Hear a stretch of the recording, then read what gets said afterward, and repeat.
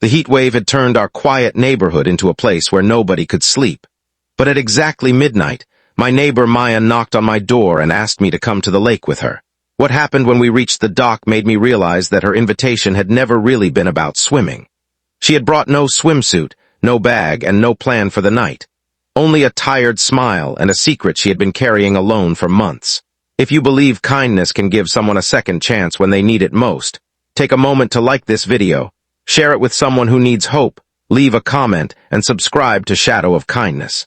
Sometimes one small act of kindness can become the reason someone decides not to give up. That summer had been brutal. For nearly 3 weeks, temperatures stayed dangerously high, and even after sunset, the walls of my small house seemed to hold the day's heat.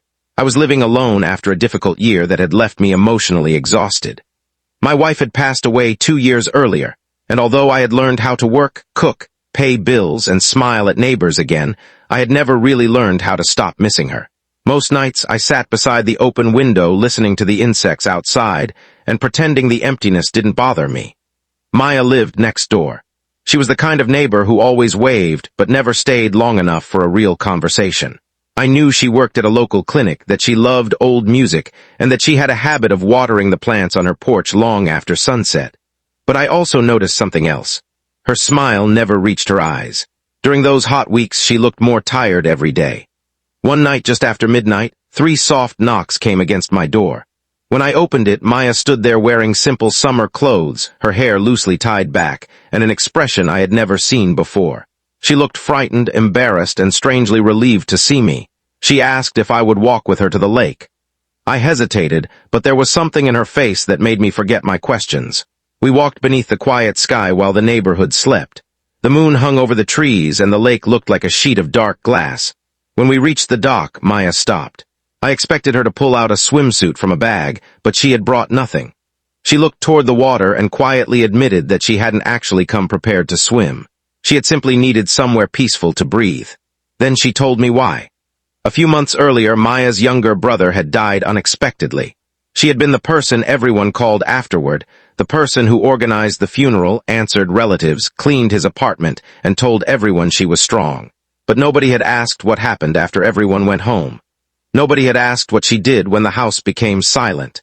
She had been working extra shifts at the clinic because going home meant remembering the empty room where her brother used to call her every evening. That night, the heat had become unbearable, but the loneliness had been worse. She said she remembered her brother once telling her that whenever life became too heavy, she should find a place where she could hear water moving and remind herself that nothing stays still forever. She had come to the lake because she was trying to believe him. I sat beside her on the wooden dock. Neither of us spoke for a long time. I didn't try to give her advice. I didn't tell her that everything would be okay, because I knew how empty those words could sound when someone was hurting. Instead, I simply stayed. After a while, Maya asked if I would mind turning away while she stepped into the shallow water wearing the clothes she had arrived in. I stood, faced the trees, and gave her the privacy she needed. A few seconds later, I heard the gentle splash of water. She didn't swim far. She simply stood there, letting the cool lake surround her while the moonlight moved across the surface. Then she began to cry. Not the quiet tears people hide behind a smile, but the kind that come after holding everything inside for far too long. I remained where I was, giving her space. Eventually, she climbed back onto the dock, wrapped herself in the towel I had brought from home, and sat beside me. She apologized for bringing me out there, but I told her she hadn't ruined my night. She had reminded me that sometimes people don't need someone to fix their pain. They just need someone willing to sit beside them while they carry it. For the first time since my wife's death, I understood something I had forgotten. Grief does not always disappear. Sometimes it simply becomes lighter when another person helps you carry it. After that night, things slowly changed. Maya started stopping by for coffee in the mornings. I began helping her with the little things she had been too tired to handle. She encouraged me to open the boxes of my wife's belongings that I had avoided for years. Together, we donated many of those things to a local shelter. Maya began visiting her brother's favorite places instead of avoiding them. I started spending less time alone. Months later, the heat wave was long gone. One evening, Maya and I returned to the lake, this time in daylight. She brought a proper swimsuit, 2 towels, and a picnic basket. We laughed about that strange midnight adventure, but neither of us forgot what it had really been.